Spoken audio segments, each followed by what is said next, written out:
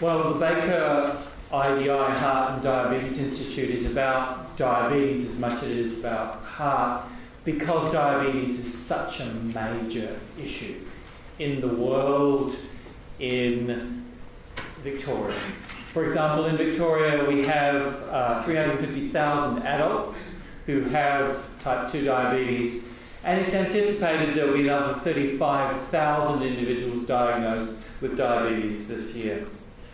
It's a real drop in the bucket when you consider globally the kind of issue diabetes is. Now, there are nearly 500 million individuals across the world who have diabetes, and 1 in every 11 adults, averaging all of the adults, including in countries that don't have many resources, who don't have much food. 1 in 11 adults across the entire globe have diabetes. 1 in 10 in China, 1 in 9 in India. The question is, do they have diabetes in India because they ate too much Indian food? Do they have too much diabetes in China because of the Chinese food that they eat? In Asia, you go down to downtown KL, look at the lovely place, look at all the food stalls, look at all the lovely food to eat. 1 in 5 adults in downtown KL, walking past you, has got diabetes. Is that because they eat too much Asian food? Is it because they ate too much bread? Well, no. The answer is it's because they ate too much, full stop, of everything, of the thing that is available to them. And nowadays, more and more things are available to us. More and more choices that we have to get exciting foods, to get interesting foods, to get fatter on as well. The reason that diabetes is such an issue that it is because on average we are getting fatter. We may be eating healthier or better, but we're eating more than we are expending in terms of our physical activity. And so essentially we're accumulating fat.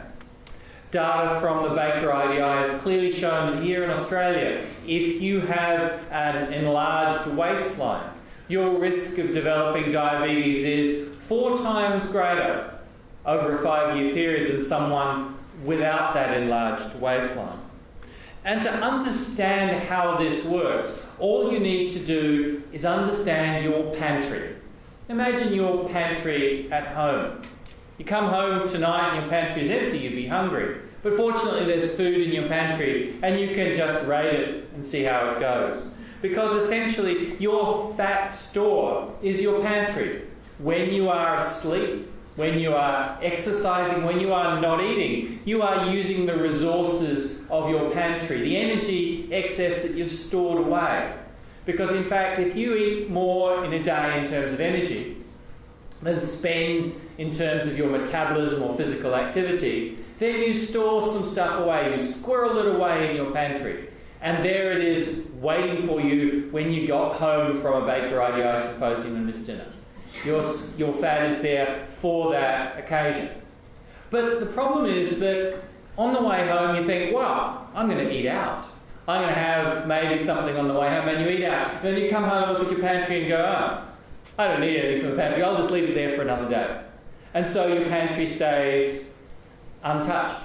And so the next day when your shopping comes in, it fills up your pantry some more. And then you go out to dinner again and again and don't raid your pantry. And so your pantry essentially remains untouched, getting slowly but surely larger and larger. And exactly what happens in your bums and thighs and breasts as your fat accumulates. But there comes a point, the pantry is full.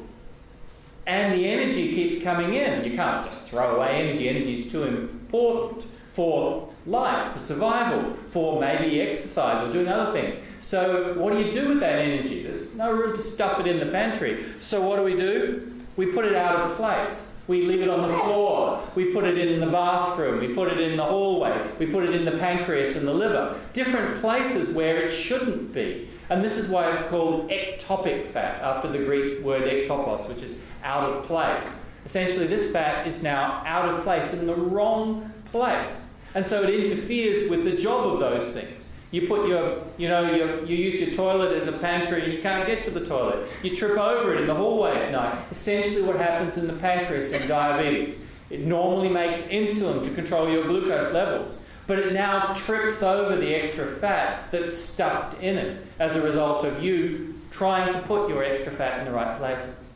We know that this is the reason why people are getting their diabetes, at least initially, and their problems. Because if you were to do bariatric surgery, or indeed a very low calorie diet and lose 30, 40 kilos, amazing amount, your diabetes can disappear.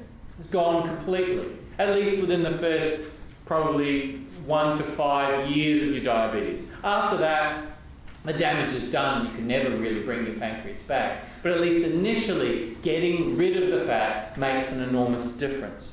So in terms of understanding why diabetes is an issue, you just have to think grabbable gut means fat out of place, means toxic fat, which is the cause of all of these problems. So when you think of carbs, it's only one way for you to deposit your fat. Fat's your deposit of excess energy. You only raid your pantry when you're not eating something. But if you eat out for carbs, you eat out for Asian, you eat out for Chinese, you eat out for gluten-free, it doesn't matter. If you don't raid your pantry, it's still going to swell and lead to this problem. And so when you look at the kind of foods that are associated with diabetes across the world, in fact, it's really interesting reading to think the number one risk factor for diabetes is not eating too much sugar. Most people think it is. It's actually eating too much unprocessed meat, of all things. And in fact, when you look at whole grains as a risk factor altogether, whole grains actually lower your risk of diabetes. And that's probably because the fibre contained in whole grain products, such as whole grain breads and cereals, etc., actually slows the delivery of sugar in your intestines, and that allows you to get away with a less than functional pancreas or too much fat as a result. And as you've heard already, it can also improve your sensation of fullness and improve your ability to control your weight.